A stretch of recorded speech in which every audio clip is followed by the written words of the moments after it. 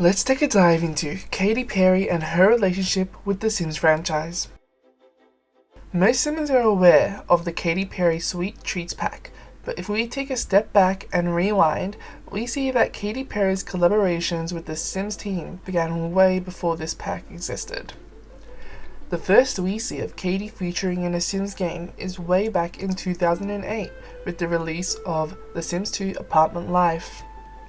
The song Hot and Cold was added to the game and also had its own promotional music video for Apartment Life. By the way, I really recommend you to check out the music video because I personally find it really cute and it shows how much character the game had back then. At the time, Katy Perry was breaking out as a new star, as were a few other artists, which makes me wonder why the Sims team chose her to collaborate with instead of someone like Lady Gaga. I would probably say it's because of her girl next door image, which made it easy for Sims to relate to. Following the release of Apartment Life, we wouldn't see Katy Perry return to the Sims franchise until almost 4 years later in the next installment of The Sims, which is The Sims 3. The Sims 3 Showtime was released on March 2012, which came in the standard and limited edition, as most expansions did, but for the first and only time in the entire history of the Sims franchise, even up to this day, this expansion pack had a special collector's edition available for Sims to buy, and this was none other than The Sims 3 Showtime Katy Perry Collector's Edition. This edition came with everything in the limited edition, as well as Katy Perry themed outfits, stage props, which are in-game items, and also a poster for you to decorate your room with. The collector's edition also came with a special glittery sparkly case, which I think is really pretty. Of course, there was yet another promotional trailer featuring Katy Perry, but this time she was there in the flesh rather than just her Simified self. But don't worry, because she also had a sim which could be downloaded from the Sims 3 Exchange. And this Simified version also featured in some trailers. Funnily enough, they also decided to add a sim version of her real-life cat named katyperry. It's a really funny name. Both Katy Perry and her cat katyperry were available to download on the Sims 3 Exchange. However, these are no longer available today, but they can be found through other avenues.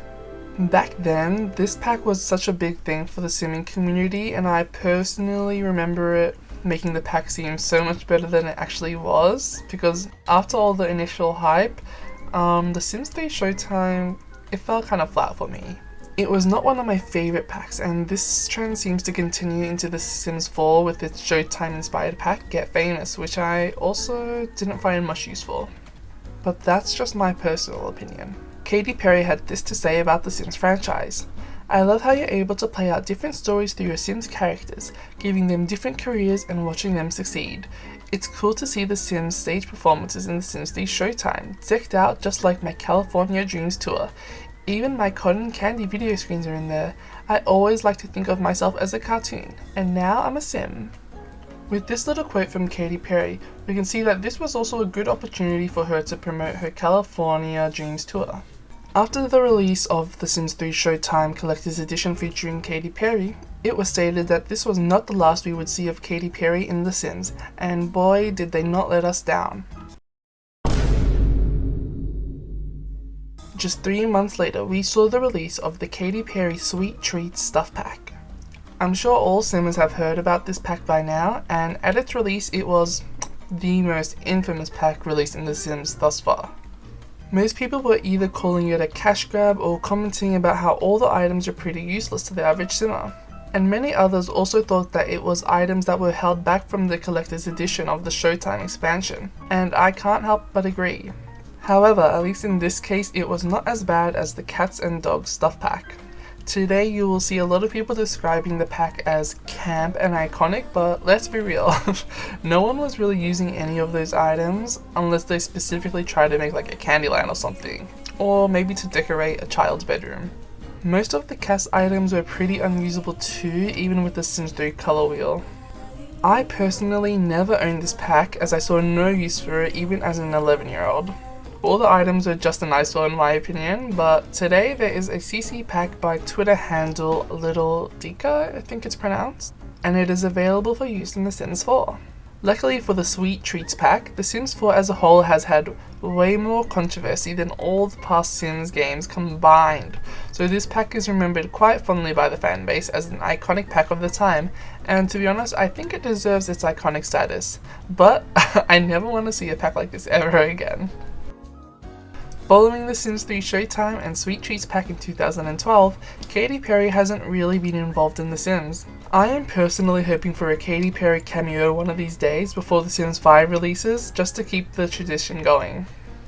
Celebrity appearances in The Sims games as a whole are not really as big as it was with Katy Perry. There have been celebrity collabs with The Sims 4, but the most it's extended to is in-game events or appearances in trailers such as the Batman Rock trailer.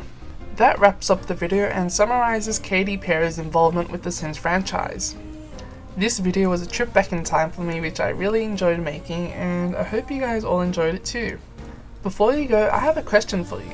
If you could see a certain celebrity be featured to the same extent that Katy Perry was, who would you choose and what would the pack involve?